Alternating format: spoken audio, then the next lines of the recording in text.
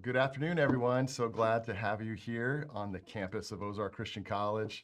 My name is Damien Spickerite. I get to teach preaching here at OCC and do some administrative work as well, and also serve as a teaching pastor at a church here in the area. I've got my friend Jaron here. I'll let you introduce yourself, Jaron. Yeah, my name is Jaron Scott, alumni of Ozark, and I'm lead pastor at Christ Church of Joplin here in the area. Yeah, so they gave us this title. It's kind of been a working title, right? It was. Yeah. What did it start off as? It was whatever young preacher should know. And we said, we have Tell no me. idea. One, I'm not young, so I don't know. And I'm young, so I don't know what I know. Yeah. I don't know what I need to know. So we kind of moved off of that. I really was toying with the whole just two dudes talking about preaching, right? Mhm. Which I think that's kind of what this is going to turn into. Yeah. Just two guys who love to preach and Yeah. who love thinking about preaching and talking about preaching. Yeah. Talking about preaching. And so Yeah. I think that's going to be the feel, the vibe we're going to get going here. But what we did land on were 10 things we've learned about preaching since Bible college. Yeah. What do you think about that title? I think, It's fun. It was fun to think about. yeah, It was fun to it think about. was definitely so. I think it should almost be like 10 things we're still learning, right? We're still in process of One of the things I thought of figuring out. are 10 things that I was taught that I didn't actually think were big deals Nice. until after. That's actually pretty good. It was like, It's just the title gets to be longer and longer when we do that. Yeah. That's pretty good. I hear what you're saying. Yeah. 10 things I was taught that I didn't think were important, then but boom. now I see They're they're important. very important. Again, Yeah. that's a very long, stretching Yeah. title. So we're going to go with this, right? 10 things we've learned since Bible college about Mhm. preaching. So just by way of process, what we did is independently, just kind of each of us thought of 5 things, Mhm. put the list together, found out that a few of them overlap with each other, which is great. Yeah. And we're just going to bounce off of each other. Yeah. You ready to Sounds go? I'm ready. All right. Ready. His are way more profound than Oh, mine, no. clearly. But here we No. go. Number 1, preaching in community is a whole lot more fun than preaching alone, Mm-hmm. right? Preaching in community. And I know that it probably should be more deep than that, but it's just more Yeah. fun. You know what I mean? Like, it's more enjoyable. Yeah.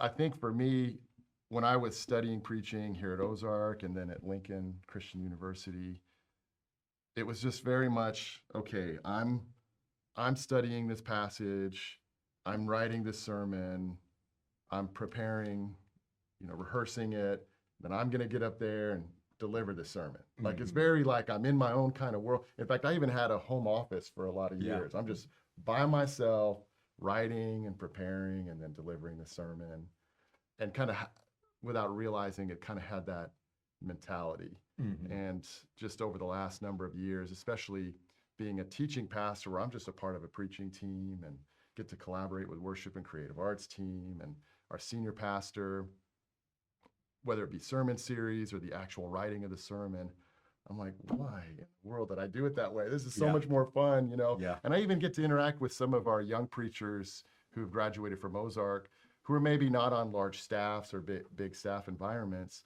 but they're seeing the value of this and collaborating with other preachers in the community or in the region. Yeah. And it just makes so much more sense to me. So just even practically speaking, like, I write all my sermons on a Google Doc, share it with, a dozen other people, and they're putting notes in there and comments and telling me to get rid of this or Yeah. to change this or why are you doing this? And Yeah. I don't know. I think it's great. It's just so much more fun that way. Yeah. So there you go. What do you think of that? What's the creative process look like as a team? As a team?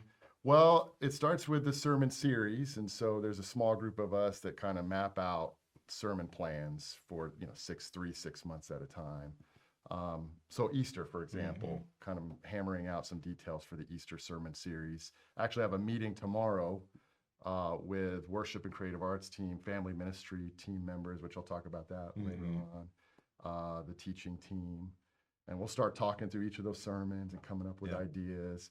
Then when it comes time to actually write the sermon, it does start off. I mean, somebody's got to put, pen to paper, so to speak. So writing that out and then sharing that widely, soliciting input, getting ideas, illustration ideas, feedback. Yeah. Especially if it's kind of controversial subjects. Hey, is this coming off the way I'm thinking it should come off? And so that's what it looks like for me. What about for you? Generally the same. There's a group of us who kind of map out a series. And I'm the predominant preacher at my church, so I'll study. I start observations with the team. So initial observations before I start study are with the team. And that's about 10 days from the time the sermon's preached. The Monday prior to preaching that sermon, I do my own exegetical study. Right. Then kind of bridge the observations with my own study. Write the sermon on Thursday. On Friday, our team has got a Google Doc, and they're taking my sermon to work. On Saturday morning, I wake up and see what they've done to my baby. It's like, no. So you're bumping up pretty close to Sunday then with that process. Yeah. Bump up pretty. So you're close. hoping like, oh man, I hope it's not too drastic. Yeah. And we've been a team long enough. Okay. So it's like, well, I trust this crew. Yeah. So if they say, yeah, you shouldn't say that. Yeah. And it's like, well, I guess I shouldn't say. Kind of on the same page in that regard. Well, I think that this leads right into your second idea. One that I thought of is that we, speaking as a church, myself and the individuals that I'm going to refer to, grew the most when I pivoted from primarily functioning as the church's preacher to being a coach of preachers. So the thought behind that is, similar to this, there have been situations where you could be essentially the lone wolf preacher. This is my burden. I'm the one going, 52 weeks out of a year. I'm the one planning. I'm the one doing this. And there, at some point within the past 2 years, I personally pivoted to, okay, now I'm going to dedicate a lot more time developing a team. So the obvious question was, where's the team come from? Yeah. I was fortunate enough that the man who pastored our church for 35 years is still on our staff.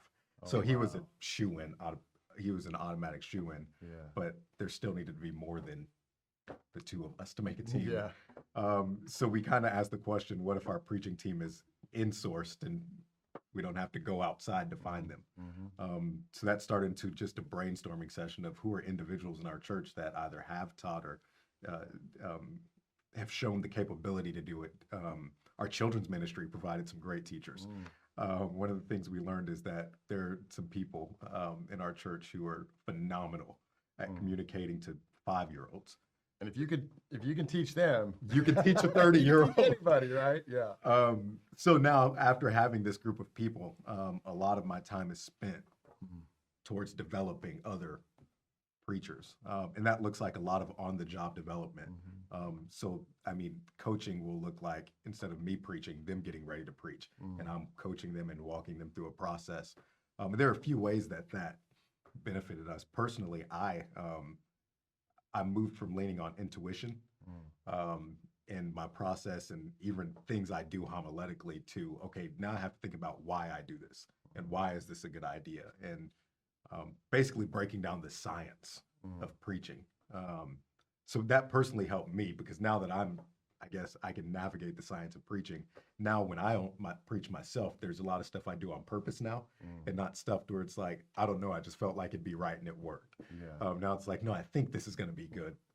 Or you thought it would work, it didn't And work, it didn't work. but you didn't know it didn't work. And didn't know why it When didn't you're work. a lone wolf preacher, you got nobody to do the checks and balances and Didn't know why it didn't accountability. work. Yeah. And so then obviously with that, also the individuals who are being developed grew. Obviously they're being able to operate and serve through that gifting. And our church grew by not just getting used to my own voice or the guy before me. Now our church hears truth through a bunch of different voices. Right. There was a preacher once I heard told a story, stupid preacher story, but he basically said, don't get caught up on the container and miss the content. And he said, we want to be able to take content through any container. So that our church has grown in that and being able to take truth through what the definition, truth through personality, being able to take truth from.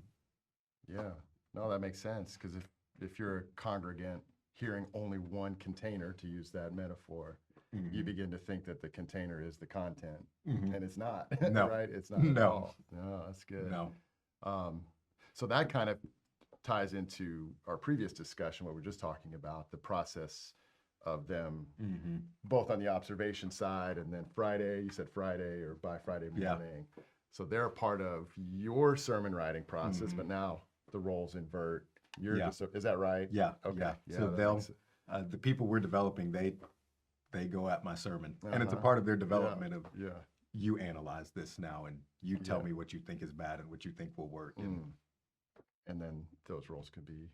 So how often, what's your rhythm as far as scheduling? How often is somebody else on the preaching team providing that preaching? This year, I'll probably preach 36 times. Okay. And they're filling in the gaps. Yeah, our team Okay. will fill in Okay. the other, what's that, 16 weeks Yeah. or so. Yeah. So we don't have a set rhythm of I go three Okay. or there's one. It's, hey, you want to preach this? You want Yeah. to preach in this series? That's generally what Well, I probably do. I would guess sometimes when you're planning a series, there are Mhm. people who naturally Yeah, fit a topic or a Yeah. text or yeah, a direction you want to go. It Yeah. just makes sense for them to do that. yeah. People who fit a topic, and then I'll lay out a series and say, this is what we're doing. You want to, Yeah. if you want to do it, it's yours. Yeah. Basically. Yeah. Try to let people run with what interests them. Oh, that's good. All right. Next two ideas also kind of Yeah. piggyback with each Yeah. other, right? So here's what I wrote. Expositional preaching and teaching is still the lifeblood of the church. Newsflash. Yeah. Yeah. Newsflash, right? Yeah. But, it's one of those, like, it seems so obvious. I know it's obvious, but I still think the reminder is Mhm. necessary. Mhm. I go back to, I remember graduating from grad school at Lincoln and then interviewing to be on the homiletics team there. So I taught Mhm. homiletics at Lincoln Christian for a couple of years. And I'm in the interview. It's kind of embarrassing, actually. So I'm in the interview, and it's J.K. Jones, longtime professor Yeah. here at Ozark, now at Lincoln, and the academic dean. And academic dean, we don't know each other very well, and he says, "So tell me, what's your style of preaching? What's your approach? What do you emphasize?" And so I'm talking about illustrations and storytelling and structural Yeah. clarity. I think that's important, and connecting with the audience, and I'm going on and on about all these other things. And very humble, quiet J.K. says, "Well, Damien, would you also say that you're committed to the text as well?" Oh yeah, that too. That too, yeah. That I care too. about the Bible. Yeah, right. Yeah. No, definitely. But I mean, Mhm. sometimes it's those obvious things that we kind of can let slip if we're not focused on it all the time. And I Mhm. just Acts chapter 2, they devoted themselves. There's a list, but Mhm. first on the list, right? Yeah. Mark Scott would say order matters, right? Yeah. First on the Yeah. list. The Yeah. apostles teaching. It's the lifeblood of the church. And I was just thinking about Mhm. that from a practical perspective, like a typical Sunday morning. Mhm. And it just dawned on me one Sunday how many words are being spoken right now, like in official capacities, Mhm. like the sermon, sure, but the host who's giving a communion devotion, Mhm. the Sunday school teachers, the early childhood preschool lesson that's being Mhm. taught right now to little minds, the Mhm. children's church message, all through this building right now in an hour's time. How many words are being spoken? Mhm. And how do we know if those words are reflecting the heart Yeah. of God and are true to the text, other than we're preaching through texts and through books? And that's not that there isn't any time to find creativity and Yeah. all of that, but Yeah. that just is still the lifeblood of the church, but then even of our own preaching. Mhm. I just think that expositional preaching through books and through passages, the way I worded it, is a guard and a guide. Yeah. It guards me against my own pet opinions, Mhm. but then it provides a practical guide to make sure we're preaching the whole counsel of God, to use Paul's Yeah. terminology. What's your normal practice and Yeah. rhythm when it comes to expositional preaching? We make sure to go through 3 books a year. So we'll go Old Testament exposition during the summer, gospel exposition, and then a New Testament exposition. Oh, that's good. And we'll just Yeah. kind of work through the work book. And through some each, yeah. Tim Keller, in his book Preaching, helped me out with this a lot in terms of the framework. He'll do essentially verse by verse series through major passages. So say Romans 8, he's going verse by verse through Romans 8, and that's a series. He'll do major big passage by big passage through mid-sized books. So say the book of Jonah, he does a 4 weeks sermon series on, and 1 week's a chapter.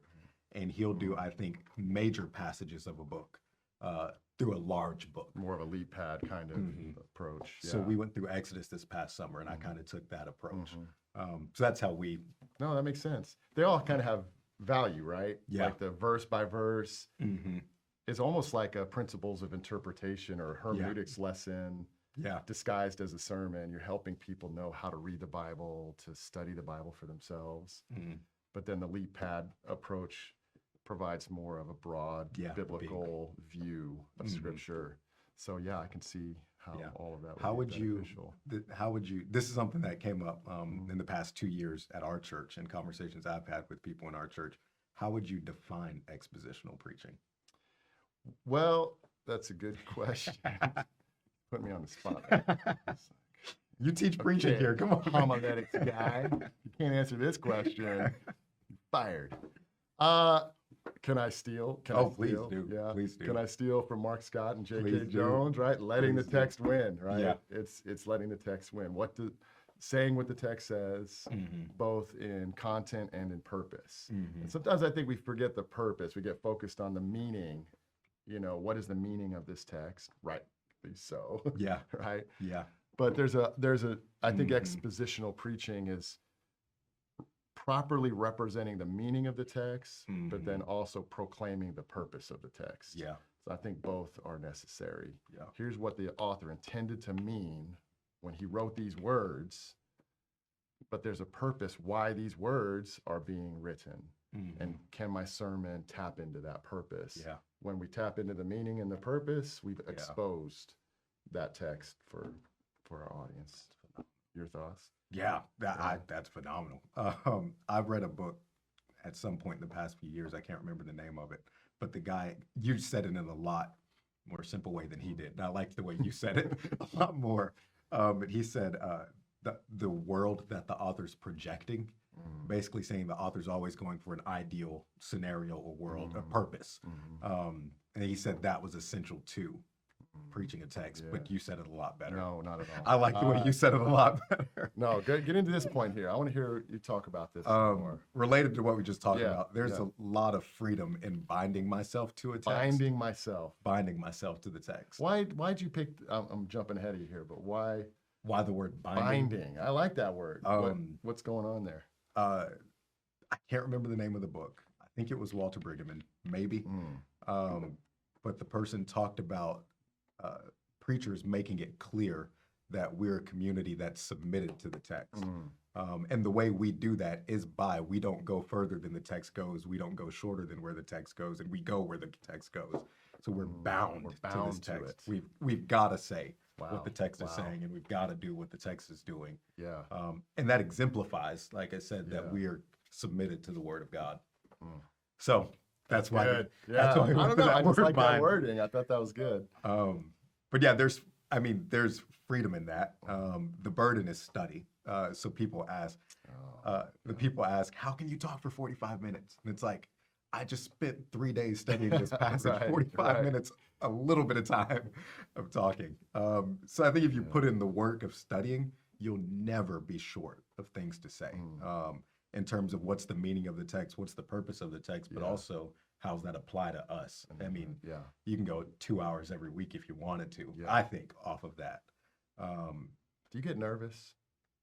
Depends on the text. Yeah. The reason I ask, because I don't often get nervous once I have the sermon written. I promise this point. Yeah. Like once the sermon's written, let's go. Let's do this. I'm ready to go. But it's it's before the sermon's written. Like, am I going to have anything to say? Where am I going to go with this? Yeah.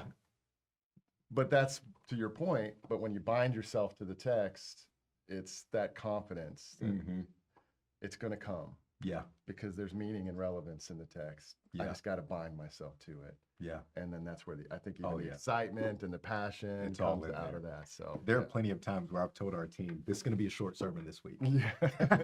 Then I started to write the sermon.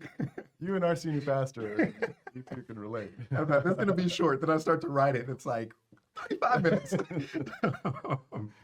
No, that's good. But yeah, that's that.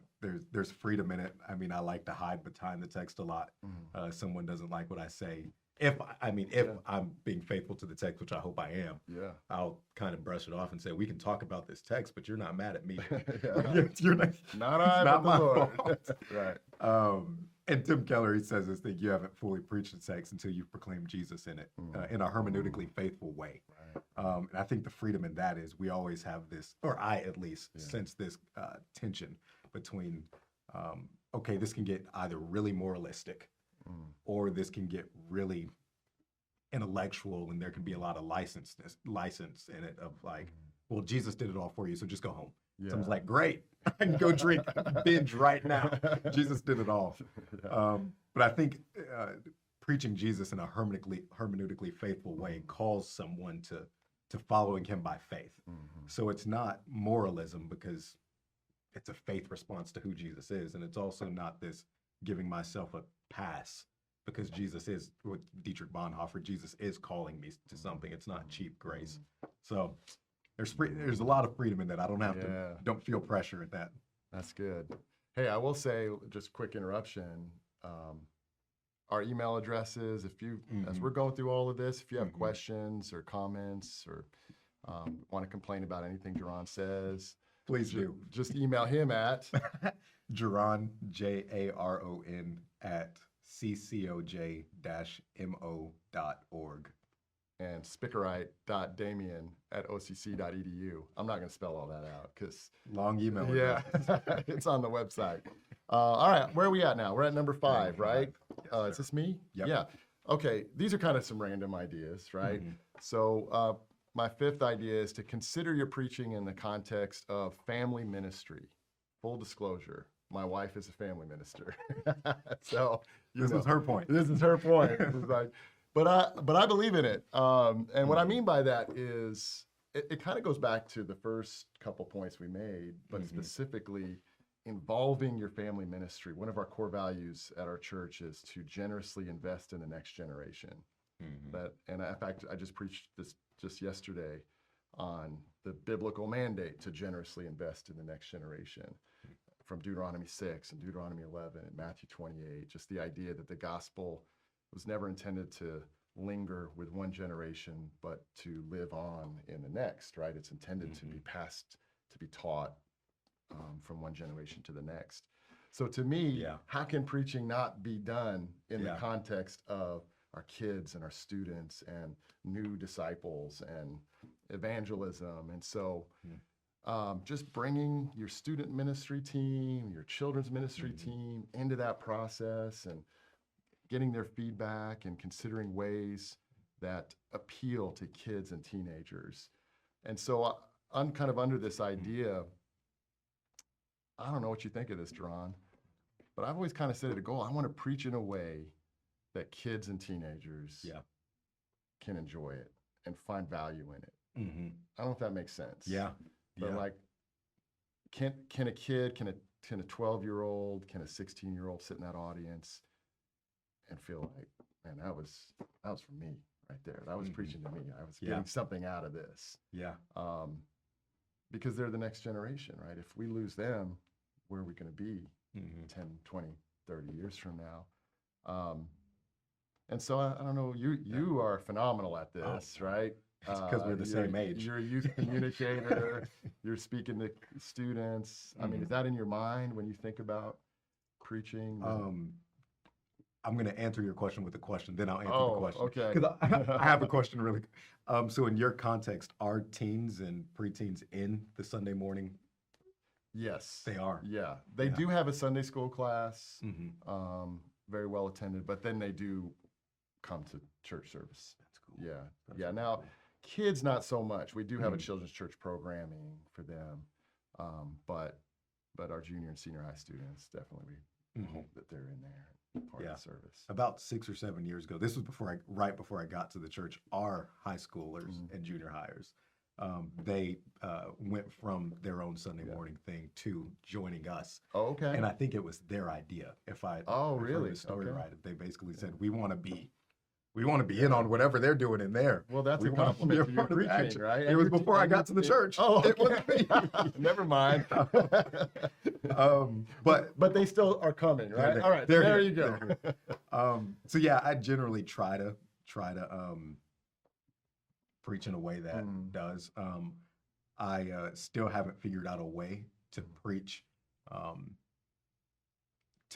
a specific point in a moment that I think would hit everybody. So I've been cheating lately, and I've been basically, as I'm thinking through the sermon and thinking through application, what group of people can I apply this point to? Sure. What group? And then I'll call them out. So I'll say, This is for 14-year-olds. Yeah, This listen, is happening women, in your yeah. life, or grandparents. This is Yeah. so that's I've kind of cheated by that. doing that. I don't but- think so. I think that makes sense. And then others are overhearing Mhm. that conversation, Yeah. and obviously they can then contextualize it to their own world. But Mhm. yeah, Yeah. And a lot of it's easier with teenagers and younger adults because, being 28, we see a lot of the same stuff on social media, probably like a lot of the same stuff. Generally speak the same language in terms of whatever slang we're using. yeah, So it's more natural Yeah. that way. Yeah. At some point, I'm going to age out of that. yeah. It's not going to be natural There's anymore, limits but- to this, right? Yeah. Like, as Yeah. a 46-year-old, it's disingenuous for me to do Mhm. what you're talking about. But I don't think that exempts me from Mhm. figuring out ways to connect with the next generation. Mhm. That could be its own seminar, right? I was going to Yeah, ask. its I was own just going to webinar ask. What right are some there. ways you do? What Yeah. are some things that you do to? Well, I do think simplicity Mhm. in presentation, Mhm. making it easy for younger people to follow along. There's things I think that children's ministers have figured out Mhm. that maybe us preachers need to learn from. Yeah. Owning that, helping your audience own the bottom line, so that even if you're delving into complex issues, they can walk away with this nugget, this truth from the text, and Mhm. apply that to their lives. I think storytelling, Yeah. use of parable in your preaching connects with Mhm. younger audiences as well, and has multi-generational value to it. And then, like I said, involving others in the preaching development gets their input, Mhm. and I think can also help because they can give me illustrations, TikTok videos Yeah. that I'm not Yeah. necessarily aware of, but now they're Yeah. feeding some of that information, so that can be helpful as well. Yeah. Yeah. All right, hit us. Number 6. Six. The best preaching is pastoral. Hmm. This is one that was taught to me in the past few years. Long lead up to this simple point. Dietrich Bonhoeffer, in his book Ethics, says that ethics must be done for a specific place and a specific people at a specific time. So I kind of took that and applied it to preaching, that preaching is best done when it's being done for the purpose of a specific people in a specific place at a specific time, as opposed to a good abstract sermon with abstract ideas, if that makes sense. So with that in mind, I'm thinking about the predominant situation in the life of my church right now. What's happening in Joplin right now? What are big things that's happened with families right now? What's a trend that's happening right now? We had a weird thing happen. Not weird, I just never thought it would happen. Last fall, where there were a good amount of families in our church who were kind of being invited into to practice Judaism. Really? Yeah, very serious. That is a new one to me, Yeah, right there. and I Like Judaizers of the 21st century. And I told people, so I was taught to try to make like a correlation between this when I'm going through a Yeah. text. Don't have to. Don't have Like- to now. It's like if people started eating meat sacrificed to idols all of a sudden. It's like, there it is. There it is. Yeah, great. So we were going through, I can't remember what book we were going through at that time, but the sermon I preached that next Sunday was pretty pointed towards, Yeah. hey, you don't have to do this. Yeah. You know, you don't have to do this. So yeah, the big idea is, my sermons are most helpful when they're specifically tailored to my church at this time. as opposed to what do I think would sound good, what would probably be a great sermon. Yeah. I mean, there are sermons that I think would be phenomenal at Move. Yeah. That maybe wouldn't fit wouldn't there, fit, or wouldn't vice be versa, right? Yeah. Have you ever had that happen where you're asked to, because you get asked Mhm. to speak different places, and oh, wait a minute, yeah, I've got a sermon on that. You look it up and you realize, Mhm. well, that's not going to work. Great because sermon. it was very focused Very specific. on your setting. Mhm. That makes sense. Yeah. It's kind of the idea of incarnational preaching, right? Yes. It reflects the Godhead, that God became flesh. You Mhm. in a sense, as the preacher, are I'm in here. the midst. Yeah. Yeah, that's Yeah. powerful. And I tell, my wife is from a small church in Western Kansas. And I tell people all the time at that church, there's not a better preacher out there to you than your pastor. I mean, you listen to a lot of podcasts, you watch a lot of stuff, but I mean, the best preacher for you right now He's the one who's in your midst. Who's there. Wow. So I believe that. That's And good. yeah. Yeah. Maybe that's an encouragement to maybe some preachers Yeah. who are listening right now. You're the best preacher for those people. Yeah. Yeah. Because I think it's easy to feel insecure, Mhm. inadequate, you start comparing yourself Mhm. to these phenomenal community. Maybe you came to the preaching and teaching. You heard Jaron Scott preaching, you're like, oh man, Jeff I can't. Walling. Jeff Walling preach, right? That's a good word. Mhm. You're the best preacher for your congregation. That's a good word. So best preaching is pastoral. Mhm. So here's kind of my part B to that, right? And Yeah. good preaching is clear. Yeah. This is kind of a little issue for me. Yeah. It's something I'm kind of passionate about. I just think you can never be too clear, and you can always be a little less confusing. Just a little, it's one of those things like we want to be a rushing stream. There's always a little something more we can do, a little area of improvement. And I'm really indebted to a guy named Don Sanukian. I don't know if you've read much Don Sanukian. I looked him up after I looked. Did you? read through his notes. Yeah. So Don Sanukian wrote a book on oral clarity, and he's lectured a lot on it as well. And he's been probably most beneficial for me. But just trying to be clear, precise. And these are the nuts and bolts of the sermon, right? That we can sometimes not put great emphasis on. The text is the engine, absolutely. But you got to have the carriage. You got to have the nuts and bolts to keep it together, to keep it moving down the road. And so just to maybe an encouragement to review those rules of oral clarity. He did a lecture once that I was a part of. He talked about what makes a sermon, quote unquote, good. Like you hear a sermon, you go, man, that was a good sermon, don't you think? That was, it was Yeah. good sermon. Always. Well, what do you mean by that? Like, what are the characteristics? And he talks about good sermons are biblical, good sermons are interesting, good sermons are relevant. You talked a little bit about that. And good sermons are clear. And the way I talk about it in class is, as a preacher, we want our audience members to work hard at the right things. Yeah. We don't want them to work hard at the wrong things. The right things are application for life, conviction of the Holy Spirit. What is the appropriate response to this proclamation I'm sitting under right now? The wrong things are, what are we talking about? Yeah. And what does that have to do with this? And where's this going? And I'm having a hard time tracking and following. Yeah.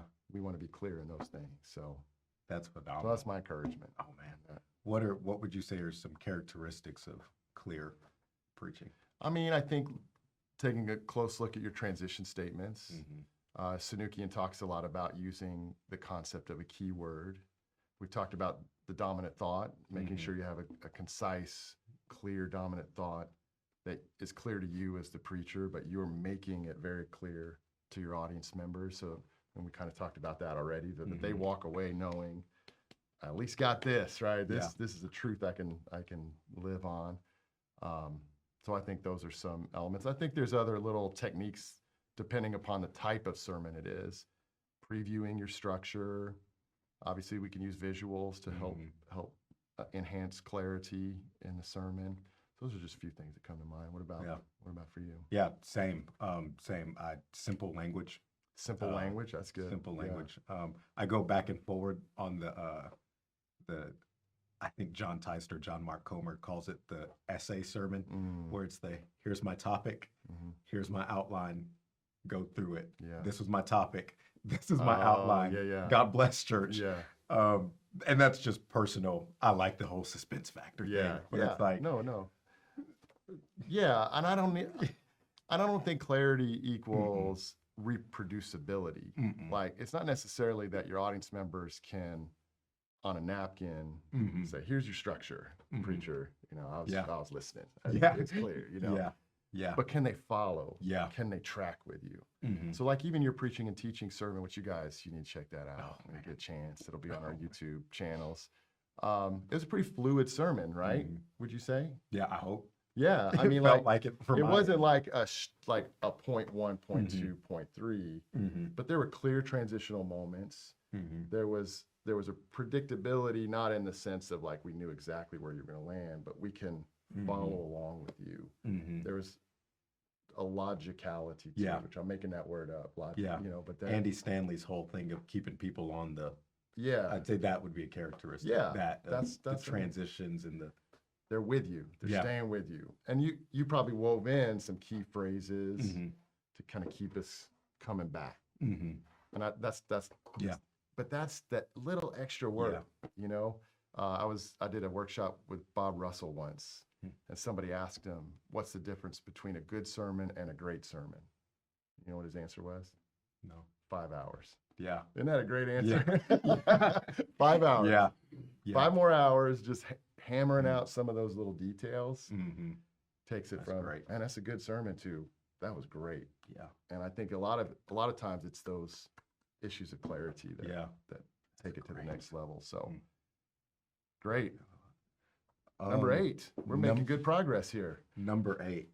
Oh, my best work has been remixing and compilations of other All right. works. Talk to me about this. Oh, Tell man. me what this means. This might be a hot button. All right. This might be, I don't know. Backstory, before I don't even know if she remembers this, but before I graduated, I had a conversation with Teresa Roberts, Mhm. Dr. Teresa Roberts, here at the school. And back to, I think I've said it before, I pride myself on originality.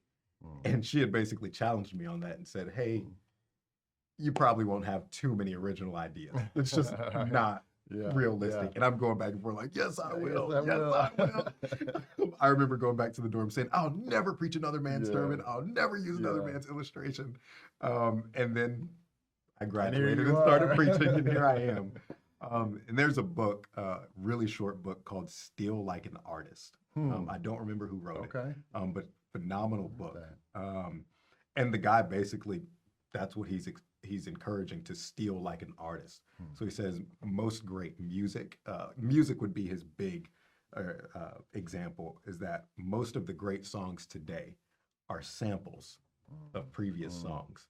So it's not plagiarism per se. It's there's an idea that I like. There's a sound I like that I'm taking this sound and I'm transforming and it. creating something out of it. Okay. Yeah. Okay. So most of my sermons now, my best sermons now, will be full of quotes, probably someone else's idea from a text that I've shifted a little bit, made my own, basically. Yeah. And the process that the guy talks about, he says you could create what I'll call an idea bank. So he says, this is one of those things that Proctor told me to do in homiletics, that when he said it, like, oh, sure. Yeah, right. Proctor. Sounds terrible. Yeah. But keep an idea bank. And for me, I have an Evernote file of illustrations, quotes, and ideas. Yeah. And I'm still using Evernote also. Do you pay for it? I do. I'm paying for it. Well, okay, go on. We can fight over that. I didn't talk about that, but go ahead. But basically, if there's a sermon I'm listening to, a book I'm reading, anything where dropping it in there, constantly. So when I start studying a passage, do you catalog it, like topics, assign topics to it, searchable? Yeah, I just kind of put keywords on grace. Gotcha. And then we'll add the quote or something of that sort. Okay. And so after doing my initial exegetical study, once I have the ideas that I've pulled out of the text, then I'm going to these idea banks and what are other ideas that I can. Do you listen to other sermons about your text or topic? Is that a habit of yours? I've just started to try and I Okay. just started to try to do that maybe within the past 3 months. Okay. Not habitually. Yeah. No. I just had never considered, Yeah. oh yeah, that could be sermon prep this week That too, could is be sermon listening to. prep. How did this preacher approach this Mhm. text or this topic? Yeah. Mhm. What about you? I do love listening to other sermons about Mhm. whatever the topic is at hand. Definitely, my family will joke. They make fun of me. Some of my favorite times to work on my sermon are Yeah. when I'm listening to other people's Yeah. sermons Yeah. to preaching. So I have Yeah. a notebook, and so inevitably, if somebody's preaching, I'm like writing. I don't know.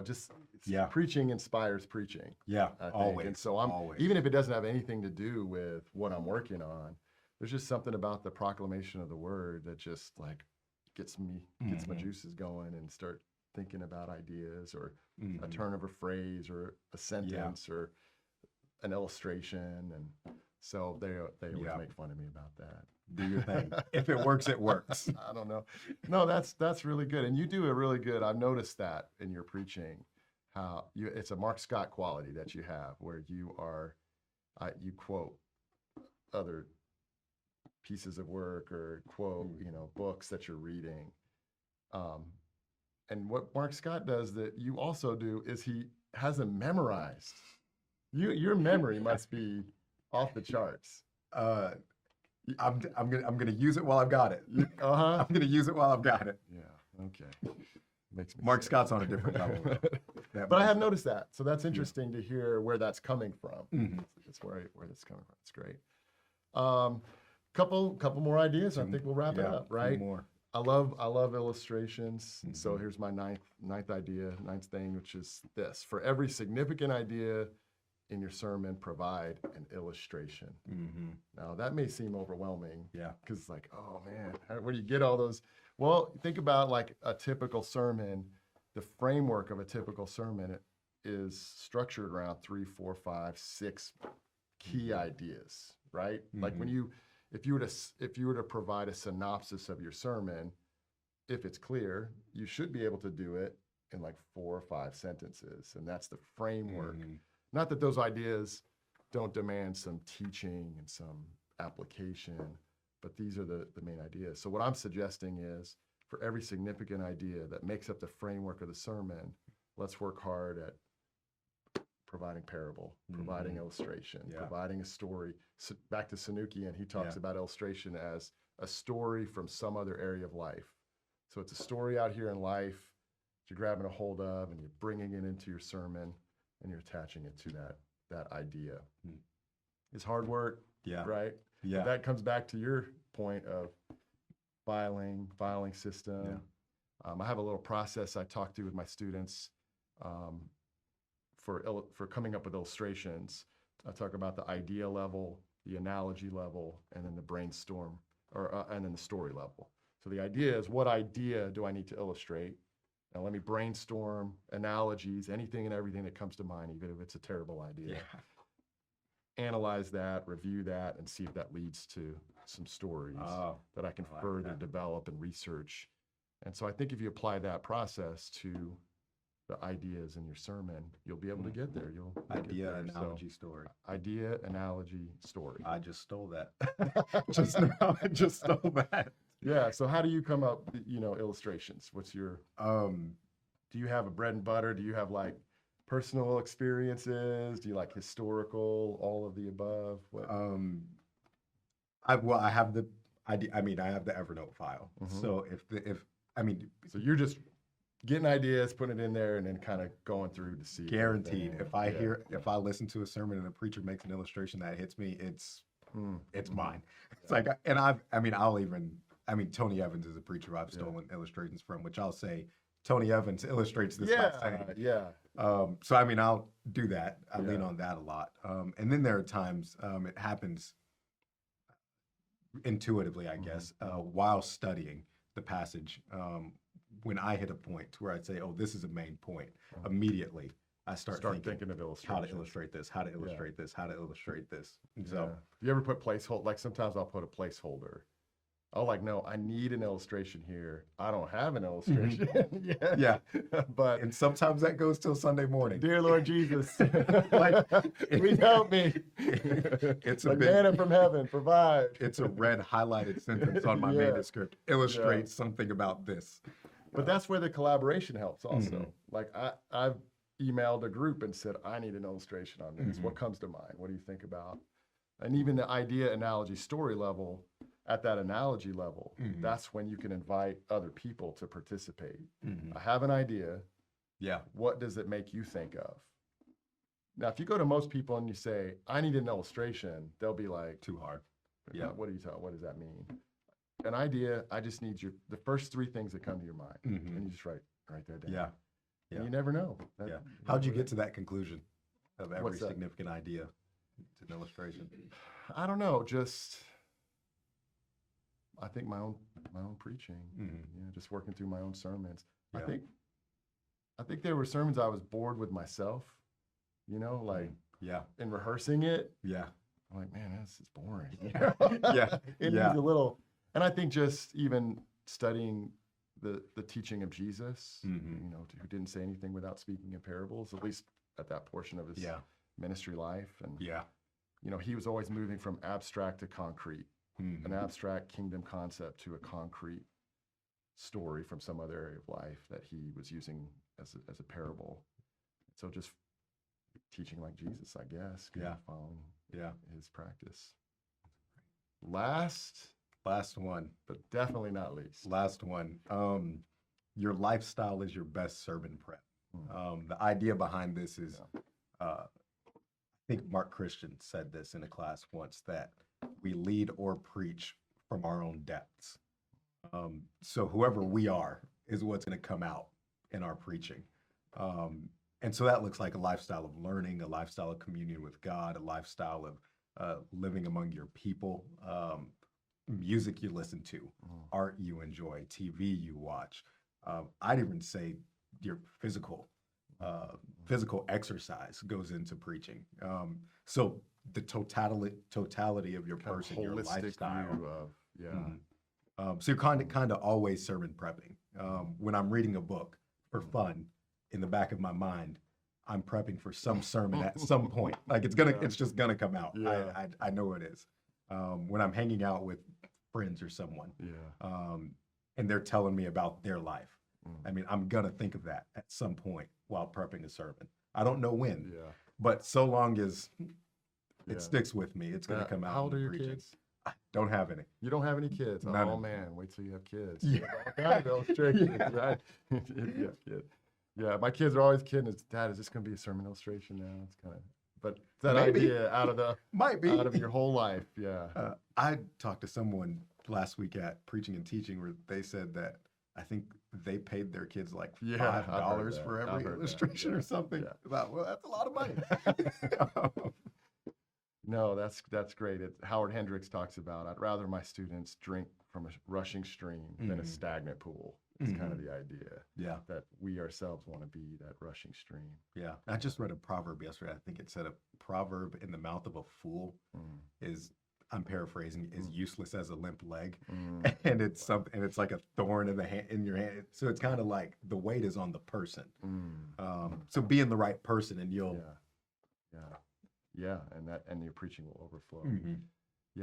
Calvin Miller talks about, he was asked by a student, this is later in his life, at the end of his life, are you a better preacher now than you were 30 years ago, or something like that. Mark Scott uses this illustration in the sermon, actually. And his answer was, well, I don't know if I'm a better preacher, but I hope I'm a better person. Yeah. And it's just that idea that if we're growing as people, as a person of God, our preaching will grow with us over time. Yeah. Oh, that's good. Well, hey, those are 10 things. 10 things we're learning, at least trying to learn. Since Bible college. Any other final thoughts? Might have more when I go look through my homiletics notebook. Yeah, absolutely. Well, hey, thank you for joining us. Really appreciate it. But seriously, email us if you have any questions or follow-up, or even if you'd like us to talk about something else regarding preaching. Maybe we'll do this again sometime. We'd love to hear your ideas and love to hear from you. Any final thoughts? Thank you all. It was fun. All right. We appreciate you. Have a great day. Yep.